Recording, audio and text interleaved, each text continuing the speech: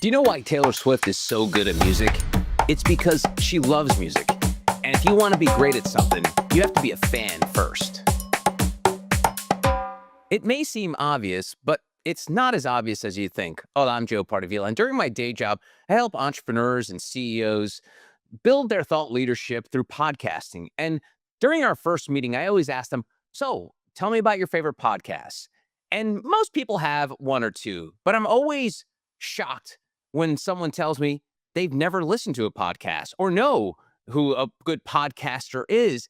And it always scares me because I don't think you can do something if you don't see it done. It's the old, C to B methodology. And so when people come in and they say they don't listen to a podcast, I'm like, oh shit. How am I going to not only explain how podcasting work, but what a good podcast sounds like? I don't expect people to listen to 6 hours of Joe Rogan a week or listen to every New York Times podcast that drops, but you've got to love the medium. You got to love the actual idea of doing a podcast before you do it.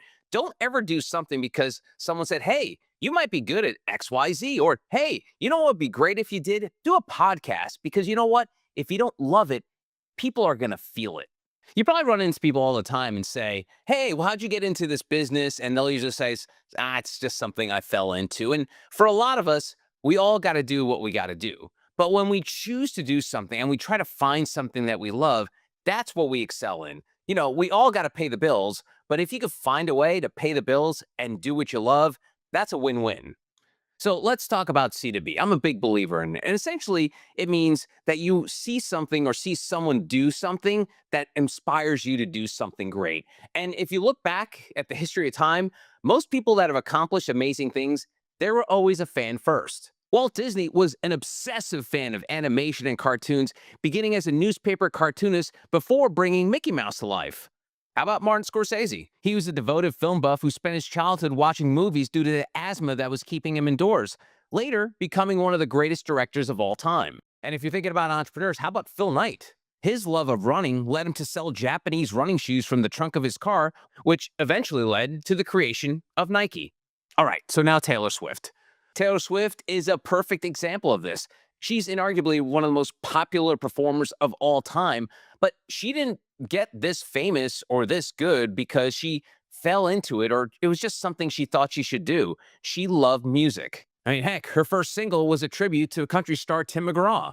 I know there's memes and people make fun of the way Taylor Swift acts at award shows when she's in the crowd dancing and singing along to music, but that's not a show for us. She's just enjoying the show. She loves music. And since she's so powerful, she can actually work with those people that are on stage that she's singing along to and record music that essentially makes her more famous because she was a fan of that artist. Now, say what you will about Taylor, but she sees and appreciates talent. She's not intimidated or jealous. She's just a fan. For me, I took my love for radio and spun it into a 20-year career working in morning radio in New York City. But it all started because I loved the radio. Growing up, I didn't have the internet just yet, so the only way I could get sports news was by listening to the 24-hour all-sports radio station New York WFAN. Late in the baseball season, there's what's called the trade deadline, and it's when teams try to improve themselves right before they get ready for the playoffs. But in the late 90s, I didn't have ESPN.com or Twitter or Facebook to try to find out any scoops or what was going on with my beloved New York Mets. So I would lay in my bed, blankets covered over me, listening to my little radio to see what trades the Mets pulled off in the middle of the night. It was the only way for me to find out what was going on at the trade deadline. And that's what sort of started my love with radio, this intimacy. It was just me under a blanket, listening to one guy, probably broadcasting in his pajamas in a studio in Queens, New York, telling me about what was going on with my team. And that's a connection that we can all relate to. You may be a fan of movies or television, and you have that one thing that you feel like you're connected to. Now, before we get to how your fandom can lead to joy and happiness, tap that subscribe button so you get more videos on how to improve your internal software. Okay, first things first, what do you love? And I'm not talking about your family or your pets. What's that one thing that just makes you smile and makes you feel good? Because that one thing can open a whole new world for you. 2, does that thing you do make you bored? Like, do you find yourself flipping through your phone or losing attention on that thing? Well, then go back and repeat step number 1. Step 3, find your tribe. There's a pretty good chance that one thing you love, you're not the only one. And there's probably someone in that tribe who's really good at it that you can become a fan of. Now, this is not a creed for you to quit your miserable job and become a full-time glassblower. No.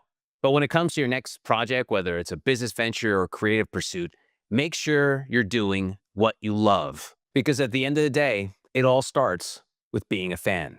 If you like this video, tap that thumbs up button. It's a small gesture, but it really helps the channel. And if you want to connect with me, go to joepardavila.com.